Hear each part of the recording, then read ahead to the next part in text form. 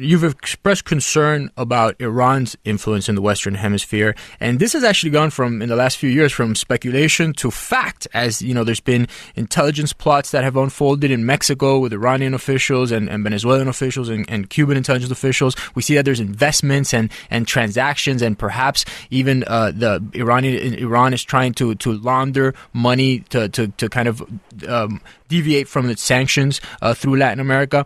Are you comfortable that enough consideration is given to this potential threat? Well, it's an evolving one, and we need to keep an eye on. Right now, the way I would characterize the threat, the Iran presence in the Western Hemisphere, is threefold. On the first and foremost, it remains a diplomatic one. Basically, they're just looking to show the world, hey, we're not isolated. We have friends, and our friends are in Nicaragua, Venezuela, Cuba, things of that nature. So I think that's still primarily their presence in the region.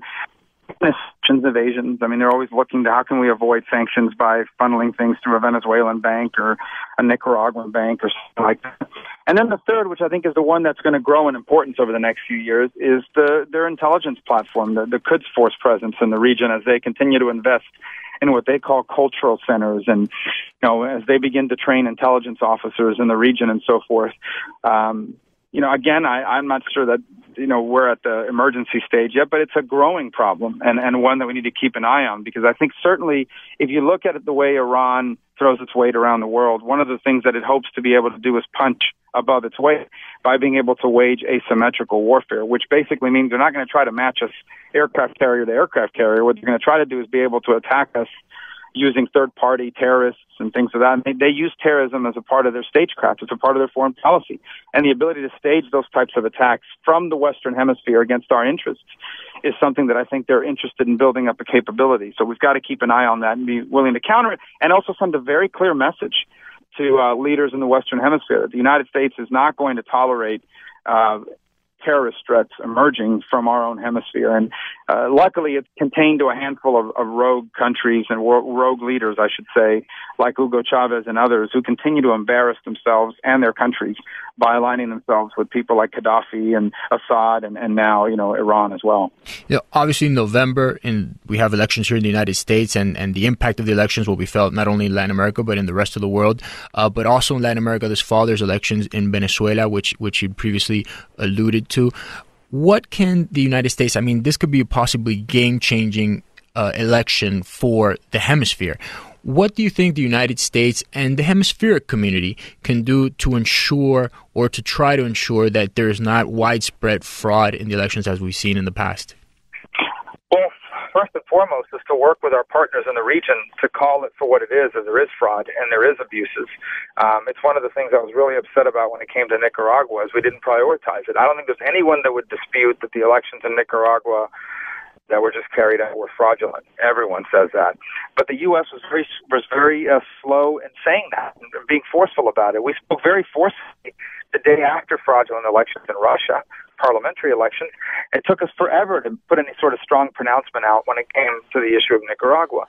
I hope we're not as slow in doing that in Venezuela. I hope that if indeed there are irregularities, that we would join the Western Hemisphere and the community of nations, the democratic nations in the hemisphere, in condemning that. But ultimately, the elections and the decision belong to the people of Venezuela. That's a sovereign nation. They have the right to choose who their leaders are, and even if it's someone we don't agree with. Our job as their neighbor and their friend is to ensure that we will not turn our back on their democratic aspirations, and that if, in fact, their democratic rights are being undermined, we're going to be very clear in speaking out against that. In the last couple of decades, there's almost been like a pendulum in Latin America in which, you saw in the 1990s democracy sweep in and it was the great hope of democracy. And then after Hugo Chavez was elected in 1998, we saw that there was almost like a counterattack on democracy. Where do you think that pendulum lies today? Is Hugo Chavez and his allies on the retreat? I think so, without a doubt, because if you look at those nations and what they've experienced, compare what's happening in Colombia to what's happening in Venezuela. Compare the nations that have embraced democracy and free enterprise to the nations that have embraced what Venezuela is doing. Venezuela is a rich country. It has energy resources. It has an educated business class. This is a country that should be doing very well. And by all accounts, it has an increasing amount of income inequality. The more they embrace Chavez's policies, or the more Chavez's policies are kicked in, the more income inequality exists, the more dangerous Caracas is to the city. So compared to For example, compare the economic growth and income inequality in Chile to Venezuela's. Venezuela started out ahead of Chile in all of these factors, and in a decade, Chile has surpassed them on every, and it hasn't been by embracing Chavez-style policies. So I think, what big government socialism has led to in Venezuela is what it's led to everywhere in the world it's been tried: corruption, income inequality, poverty, democratic instability.